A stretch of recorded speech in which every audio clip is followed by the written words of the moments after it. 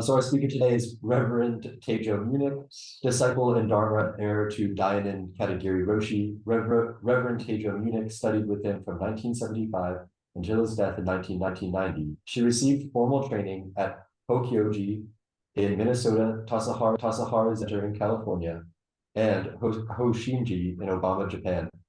Reverend Munnich was ordained as a Zen priest in 1981. About 1983, she began to envision a residential practice center and community, and at its heart, a Zen residential practice for women. This became Great Tree Zen Temple. The end. The end. Here we are.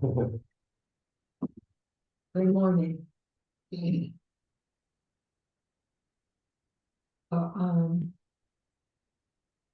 I do have a little Gorbachev kind of thing.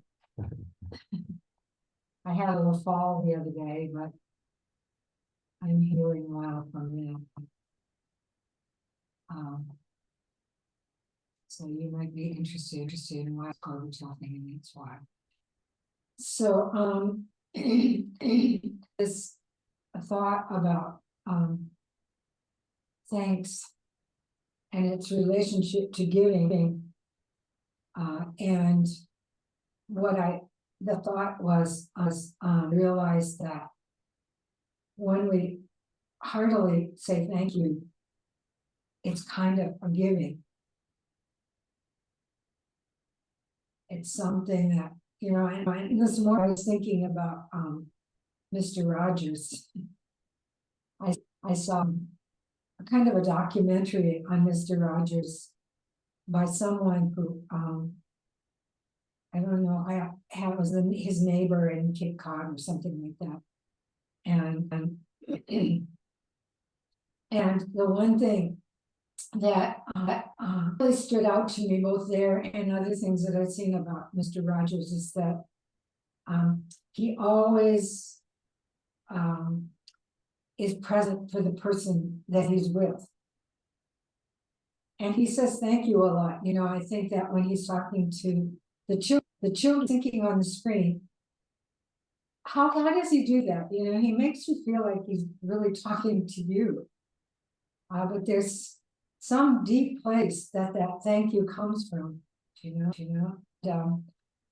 recently I had been listening to a video by Thich Nhat Hanh about giving. And he talks about it to a large extent in relation to anger. And one kind of interesting thing that he said is, when you first start meet someone or have some kind of relationship with someone, you really love them and it's easy for you to give to them. He said, at time, let me just read what he says. I transcribed some of this. At that time, we should.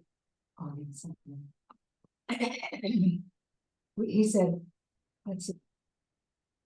The Buddha said, when you get angry at someone, even if you have tried many ways and anger is still there, then try this. Give him a present. That was suggested by the Buddha himself. He said, but I want to recommend this. Make a present ready when you are not with her or him. Prepare a present, a love letter, a gift you may make by yourself or even buy it at the supermarket. But wrap it. Present it in lovingness with all your heart. That is your practice. And preparing this gift of her. My heart is full of love. Every movement is motivated by love and motivated by making him or her happy. And I am preparing it,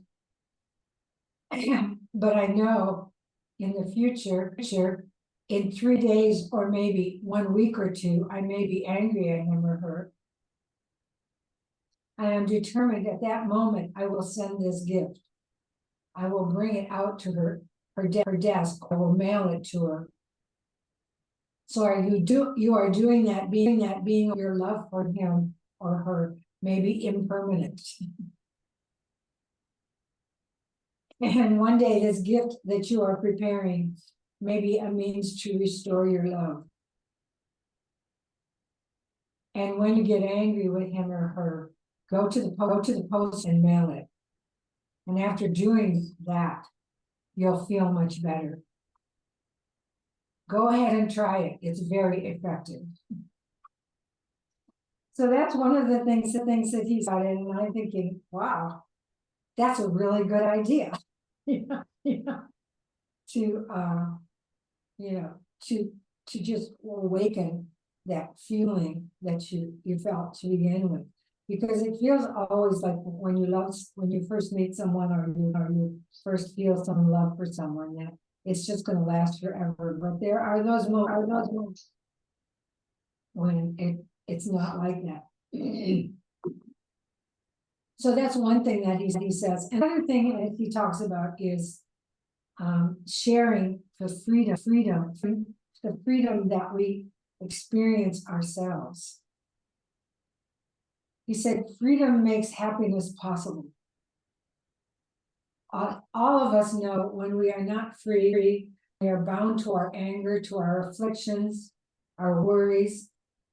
Happiness not be possible. We have learned the art of letting go. We have learned the art of releasing our cows. We have learned many ways to reclaim our liberty.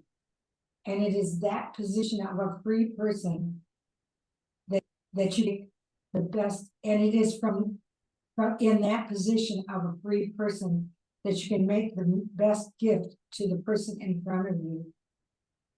That person may be your partner, your son, your friend, even your enemy. You can make an enemy into a friend by the practice of giving. It is very effective. So, this really touched me. This, what he was talking about, it to me in another way. And I thought, how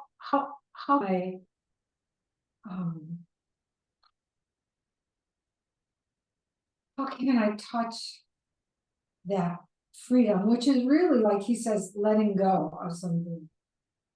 How can I touch that at those moments when I reaction to something, or when I feel annoyed or angry or something like that, towards someone, or even when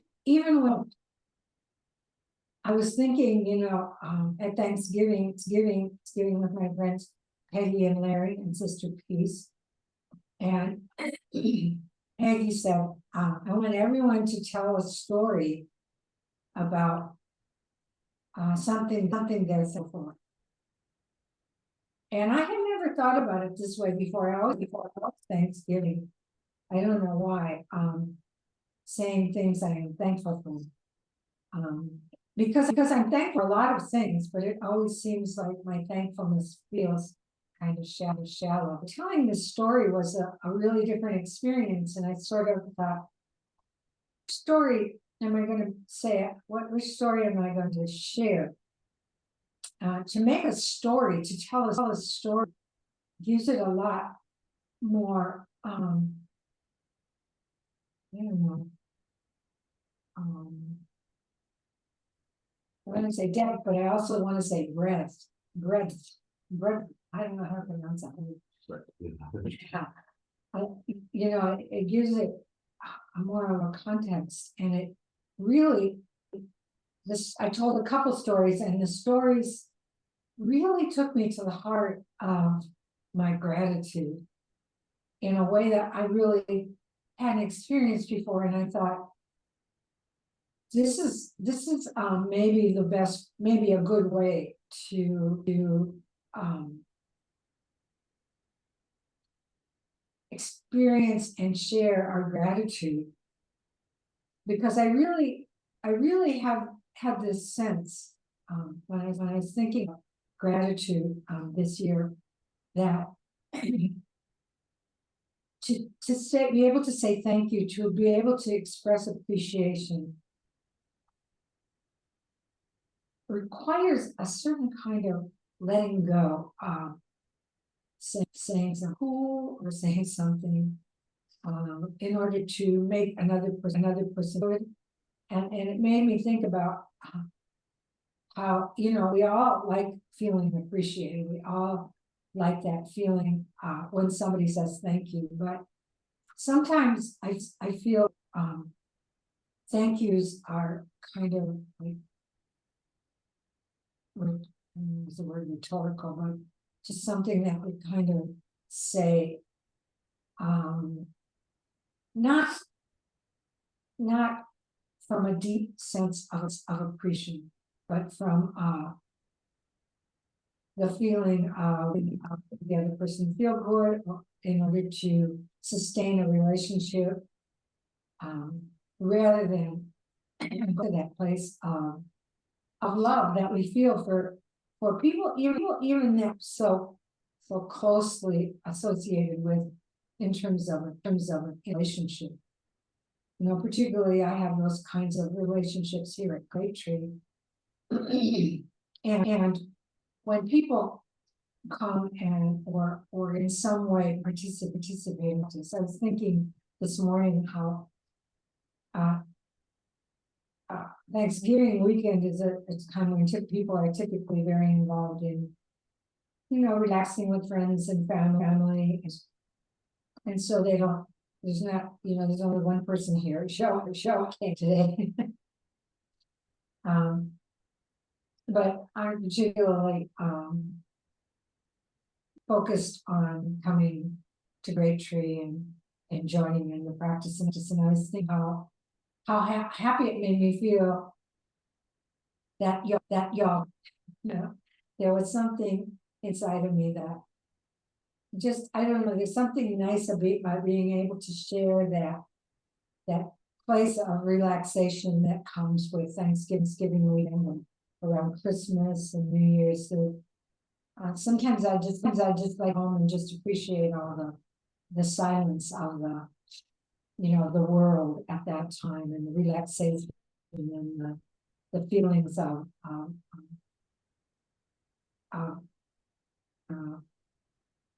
companionship that everyone feels, or friendship. My family always connects with me, via text, or one of my brothers called me this weekend, Those are the kinds of things that happen around this holiday. Having you all come and to be able to share that, I feel this deep appreciation of the Dharma friendship. And there's something that I really appreciate about people coming and sharing the process in this way, because it's so important to me, and to share that deep sense of I want to be together within the practice is something that touches me very deeply. And most of the time I don't know how to express it. I feel like by participating, we maybe all feel it. And so I don't express it very well. And I wish I could be like Mr. Rogers. I wish I could be like Thich Nhat Hanh, and be able to express that. I think maybe Catholicism sort of wore that out of me, or trained it out of me in some way, sort of like hold my feelings. But to be able to touch those feelings is to let go of that sense of I have to behave in a certain way or act in a certain way.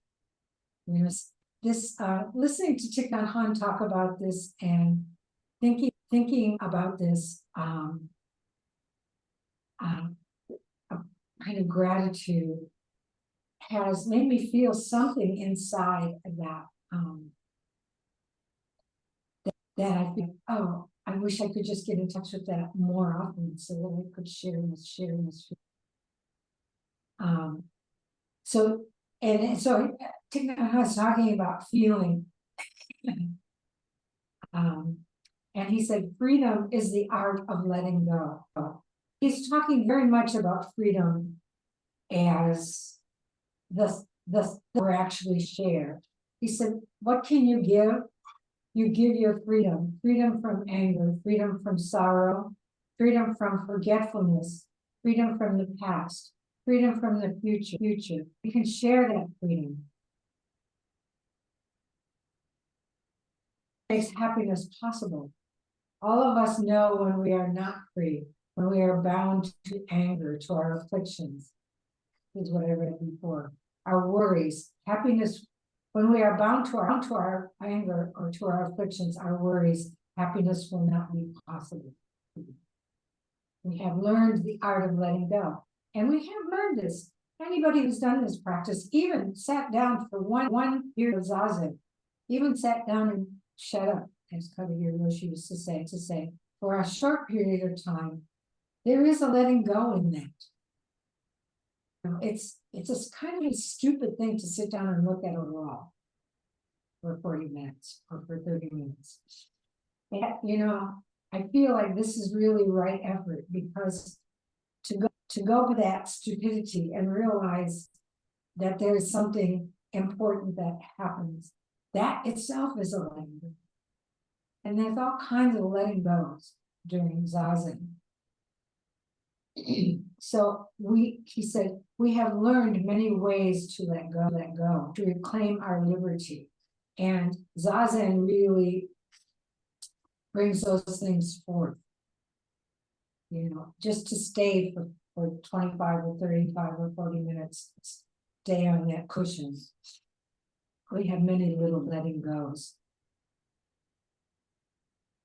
And then he says, one in-breath and one out-breath can transform you.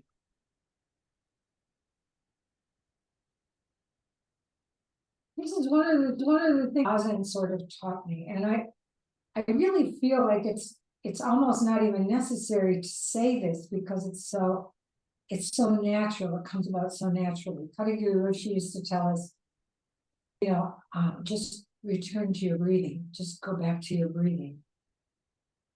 To remember to do that is, it takes some practice.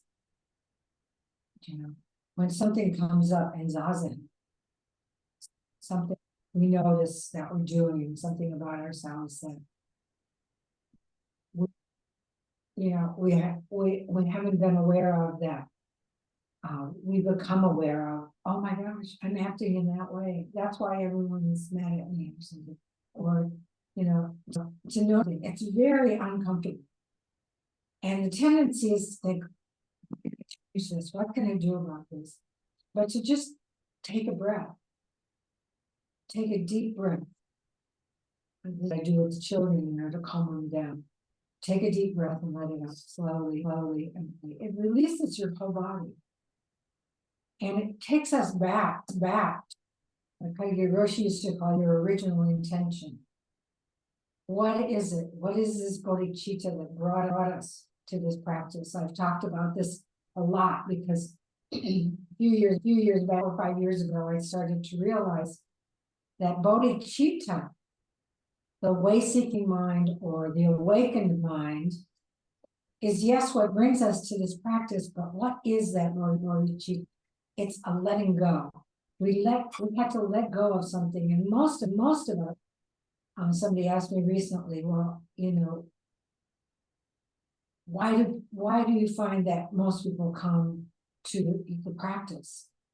And I said, because I think most of us come to the practice because of something kind of thing in our life that is causing angst, or cause some kind of conflict or some kind of crisis. And we go to a spiritual practice, kind of looking for something that will help us with that.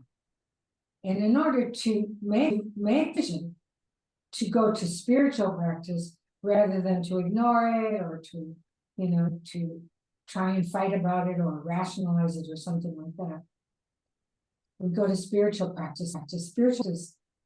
We probably have some ideas about it, but we really don't know what we're going to get into spiritual practice, any spiritual practice. And then most spiritual practices kind of define it. If you do this and this and this, you're going to feel better, and then you'll be a good person. But it doesn't do that. Dogen just says, just sit there and sit down and shut up. Just don't do anything. You don't have to do anything. Find yourself doing something, take a deep breath and let go of it and just continue. And you find yourself thinking too much, and take a deep breath. You don't have to do anything about it. It's a natural thing. That's what the mind does. It secretes thoughts. Just let them be there. That's what happens. That's how the mind works. And don't overwork the mind by overthinking, thinking things. So each time we take a deep breath, we're letting go.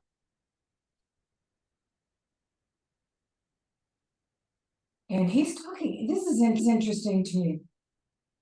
He's talking about crossing over to the other shore. And this is something that I've always had a little trouble understanding. And one time Shohaku was talking about it. And he said, it's kind of a funny thing. We think about bodhisattva practice as not going over to the other shore until everybody, and stay, when you have an awakening, not staying within that awakening. That's the way that it's often talked about, going to the other shore. And he said, but how does that work? Because if you're always, he says there's this picture of all these bodhisattvas always kind of going, no, you first, no, you first, no, you first. And I thought that was kind of funny and kind of cute, but the way that Thich Nhat Hanh is about it, he's talking about going to the other shore as instantaneous. When we let go and we have the experience of freedom, we are on the other shore. And when we're on the other shore, when we're in this place of freedom, we're sharing that happiness. We're naturally that happiness, because everyone around us, everyone who comes in contact feels that. Sister Peace and I were talking about, I don't know what we were talking about, but I said, the thing is, we really had great benefit by having great teachers, because Sister Peace, 12 years at Plum Village, practicing Han as a monastic.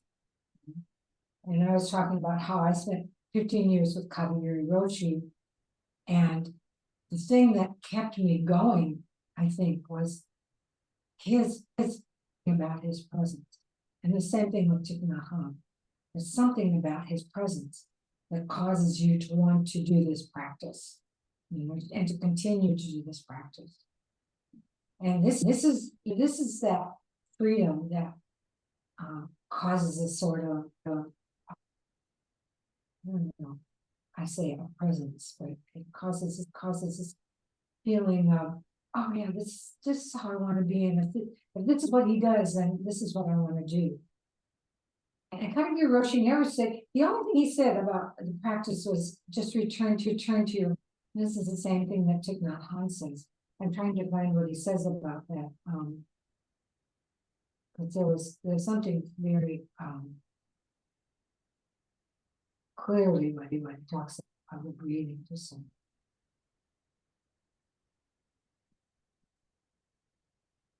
Oh, here we go. You don't have to practice 10 years in order to do this. If you know how to practice breathing in, breathing out with mindfulness and solidity, just one breath, in breath and one out breath, can transform the situation.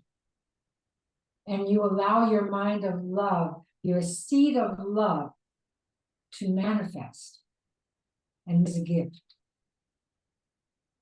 We call it Dana Paramita, of giving, that can bring you and the other person to the other shore, the shore of well-being.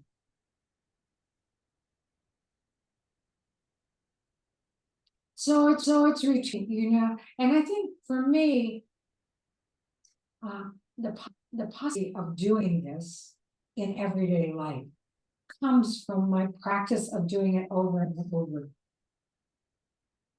in our practice period, there's 5 women right now. And we each mentioned our intentions, our personal intentions for the practice period, something we wanted to work on. And we revisited them a couple of weeks ago, and what all of those intentions came back to was the practice of remembering and returning to help deepen our awareness of in everyday life, so that this is what we're into. And we were feeling, everybody was sort of feeling, I've sort of fallen off in my being in touch with this, and I got to commit myself up more to the practice in order to renew the ability to remember, to return. And excuse me, but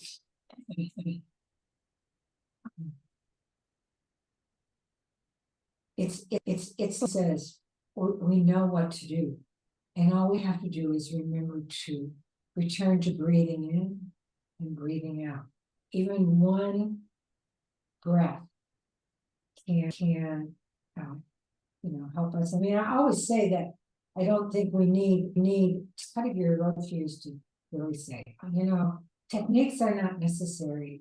Don't feel that you have to follow techniques. And I used to always say, well, why not?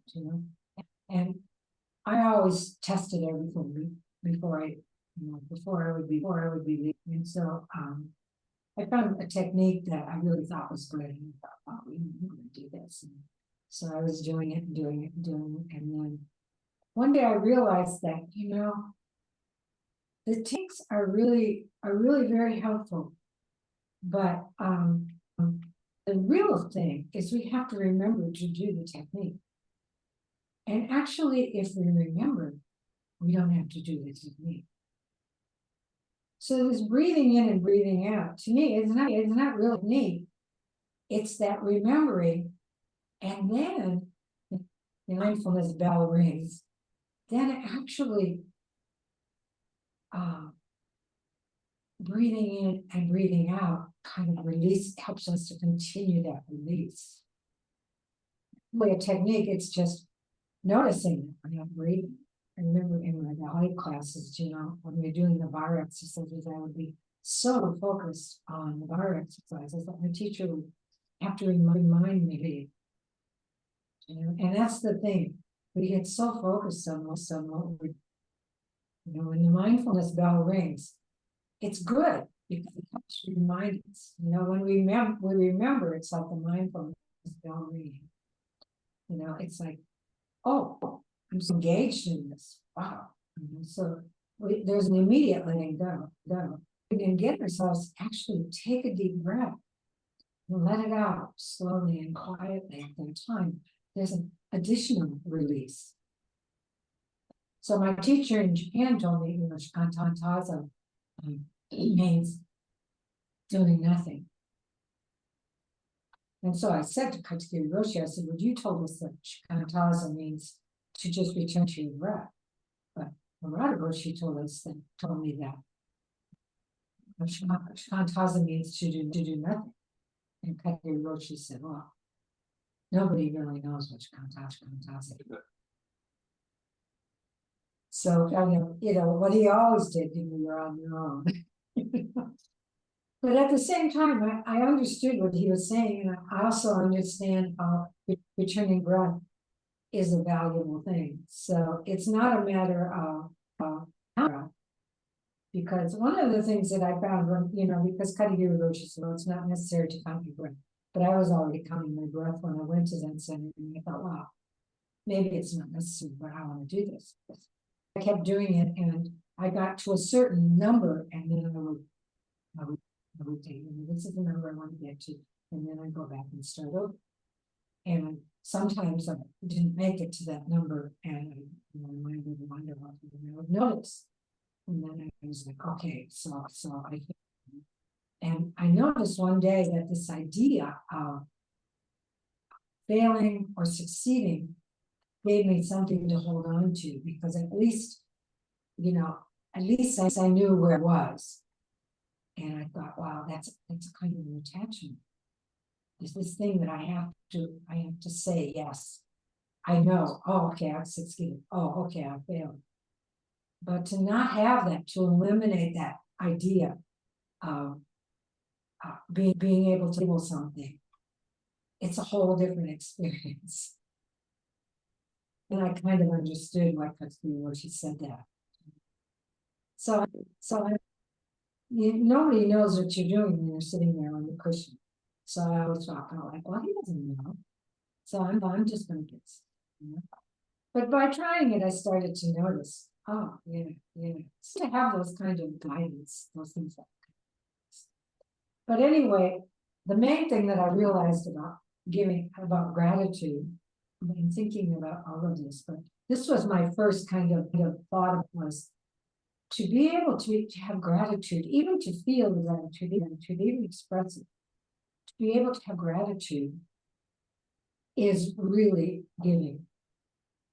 It's really sharing that gift of kind of fully embracing the experience, fully embracing the whole story.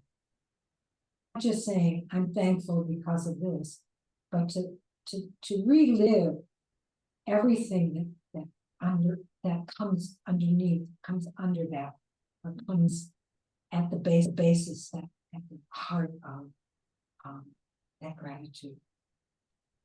That's all I have to say. Does anybody have anything they want to say? I think being present kind of goes hand in hand with gratitude for me. Like, I think being out here in Asheville, I'm so like, I think I'm so much happier living out here than I was in like Boston, that almost any moment I just try to like remind myself of that. Just remind myself to look around and enjoy the mountain sunsets. And I find that like it's like what allows me to walk to that place of gratitude, to realize what it is that's important to me in that moment, or what it is that I'm enjoying, what's bringing like happiness to my life. And I just think that's nice. Yeah, and that's exactly what Thich Nhat Hanh is saying again and again, is to be able to be present with someone. And that was the thing that struck me about Mr. Rogers. This guy told him, he called him and he was asking him about something, about someone, and Mr. Rogers said, "You're here with me right now." And I was like, yeah, it really takes something. It takes a kind of a special awareness to be able to recognize that I'm with you right now. Just that awareness itself brings up this feeling of gratitude, just that presence. Yeah, and you kind of mentioned at some point during the talk, like there's some maybe indescribable like essence of gratitude amongst the Sangha being here this morning on the Thanksgiving weekend. And it's like, it's maybe indescribable because it's just in that presence, it's just in here doing practice. And the posture just showing up. But we can't really speak to that. We just do it. Yeah. Can you hear him? Okay. You can hear what he's saying? Yes.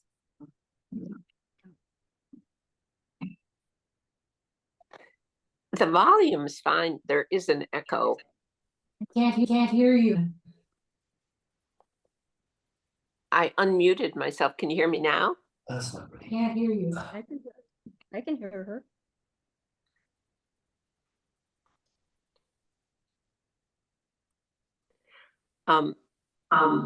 I just wanted to tell you there's echo sometimes when you're speaking. The volume's fine, but the echo gets in the way a little bit. Why do you think it's doing it? Why don't you want to put it on? Like the Yeah, I don't. Just a second.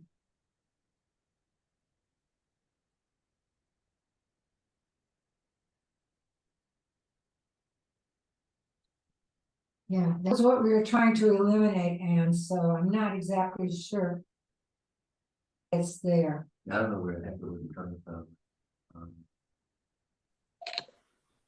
I'm not, it may have been helped out. It may be eliminated or lessened now.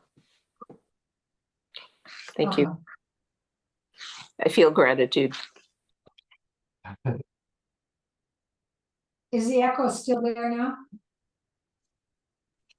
I'm not hearing it. Okay, so I did the output volume down, so maybe. I don't know, I haven't quite figured this out. Quinn seems to handle on it. Yeah, she's a little better at it than I am now, but Any other thoughts? You want to share? Yes. Okay. I have several thoughts. One of them is, oh, can you hear me? Can you hear me or no? Yes. Yes. Okay. Practicing gratitude is one of my popular theme for me, and sometimes I've talked about it as takahatsu in daily life, like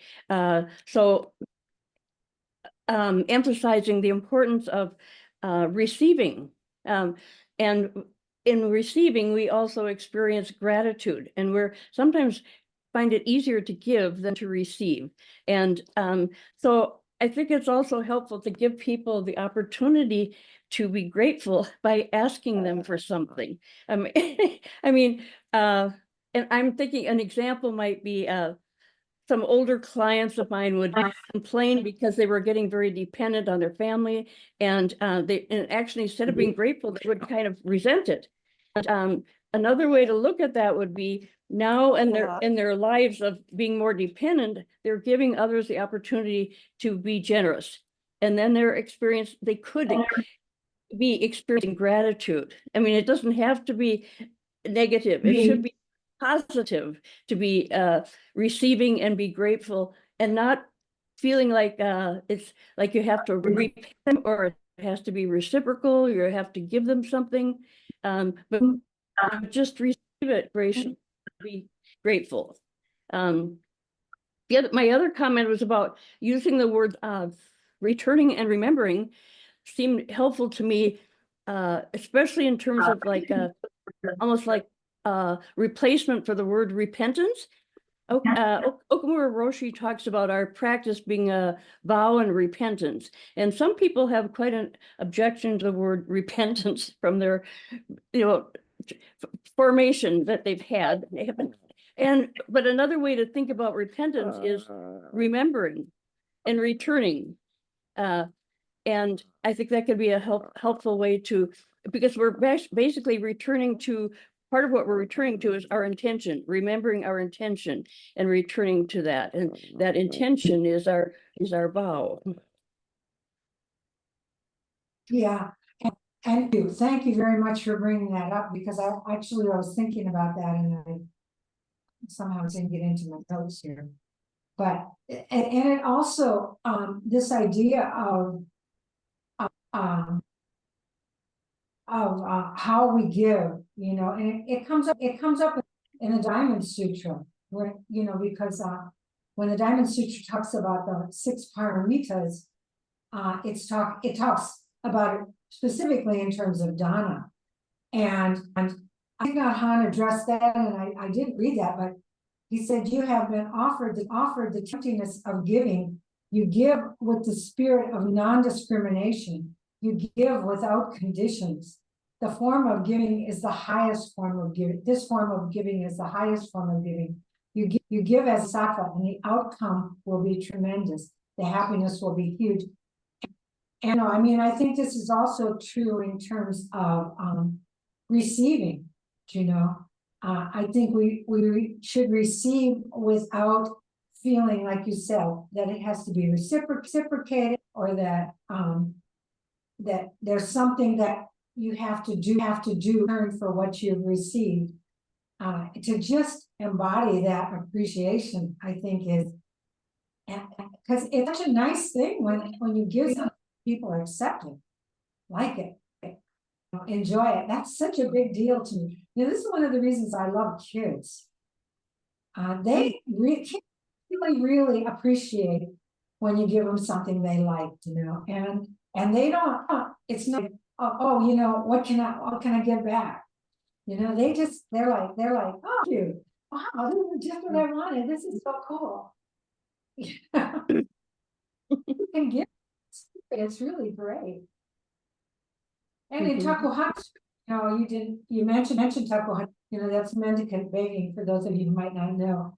You wear this hat comes down over your eyes, and you're not supposed to know who's giving to you. You just receive with appreciation for that relationship that came about. And some Takuhatsu experiences that I had in Japan, particularly going out doing personal begging, were just so powerful because people are giving really in appreciation for the fact that, you know, you're doing what you in order to support the Dharma. I often felt kind of unequal to, they're not that they gave, that they gave, you could feel how they were giving. So thank you very much. Another thing about Takahatsu, when I was there, we had a lecture by let's see, Suzuki Roshi's son. I can't remember his Hoitsu Suzuki. He was the abbot of our Ango, and he said one of the main reasons we practice Takahatsu is to know from experience our interdependence, and we're practicing that. We're practicing that and manifesting that by asking and letting someone give to us. And our whole lives are really that way, but sometimes we forget that. And so this is like a concrete expression of that can also help you internalize that and realize that, oh yes, we are interconnected. I am dependent on others. It's not just an idea. Yes, thank you. And you are dependent when you're a monk. When I first left Hosshinji, and came back to the United States, I was determined that I was going to live on Dharma, on contributions. And you really feel your relationship when that's the way you live. And here, I feel that here too at Great Tree. It's like, I better be nice so that people want to kick me out.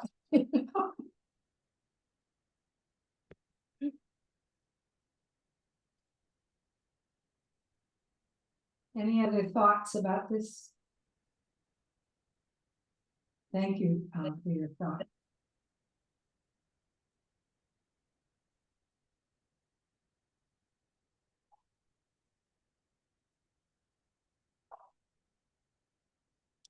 Well, I'd like to say something else. And that was about recently a phrase that's been helpful to me is instead of letting it go, it would be letting it be. Because sometimes when we say let it go, it sounds like something is actually leaving. And to see it as let it be, it's like, well, nothing's leaving, but I can let it be. I mean, I'm not trying to get rid of it. But I can let go. Well, I suppose let go of it and let it be. You know. Anyway, that phrase helps me a little bit. That's a very good point, because one of the things that I have found about letting go is that there are times when I know I've got something to let go of, but I don't know what it is. And so, you know, there's this tendency to, you know, what do I have to let go of? But if you say let it be, then let it, not having to decide what it is that you have to let go of, because there, you know, if you have to let go of it, it means that there's some attachment there that you don't know about. You know, and so it's kind of futile effort to name it. So thank you for that. Thank you for that. Anne, did you have something you wanted to say? I just wanted to say that I really appreciated your choosing to mention that crossing over to the other side, as Thich Nhat Hanh was talking about it.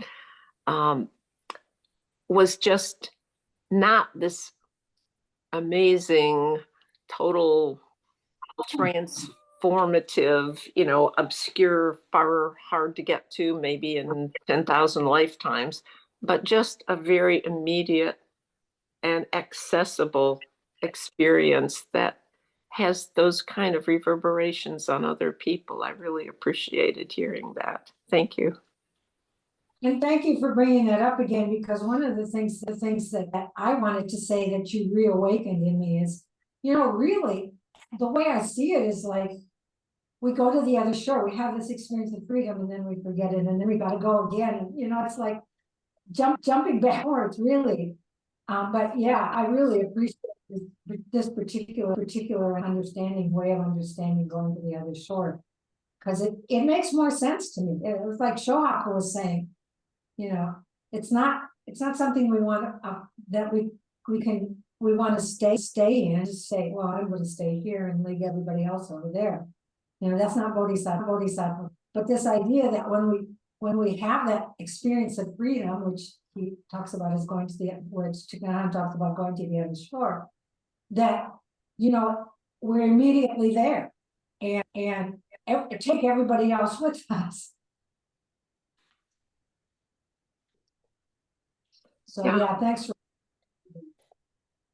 Yeah, I think I experienced that, in the Thanksgiving gatherings that I have been to this year, that there is this sort of thing that escalates, as people get into that mode of being so appreciative about being there together, sharing food, so on.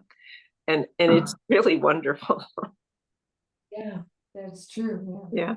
Thank you. Yeah.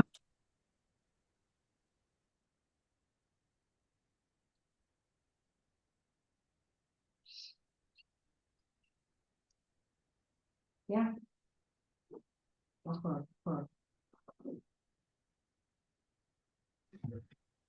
Can you hear me okay? Yeah.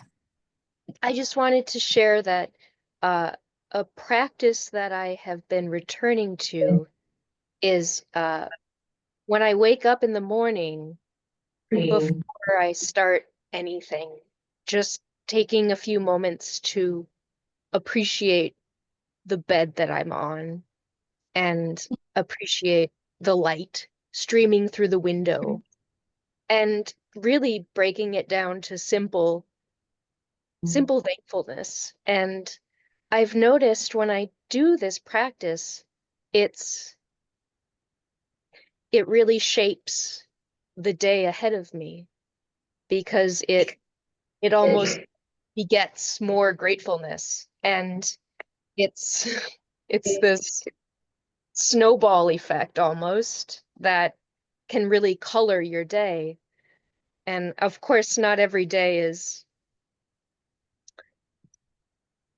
maybe goes that way, but it's something that I've been working on that I have a lot of appreciation for. I just wanted to share that. Thank you. I think that's a great practice. Yeah. Yeah. And the thing is too, you say a day doesn't always go exactly the way maybe that you want. And it's not, doesn't mean there's no frustration. But I think our attitude is different when we start the day with that kind of thinking, so that we meet even the most difficult things with a different kind of awareness. So thank you very much. That's a really good suggestion.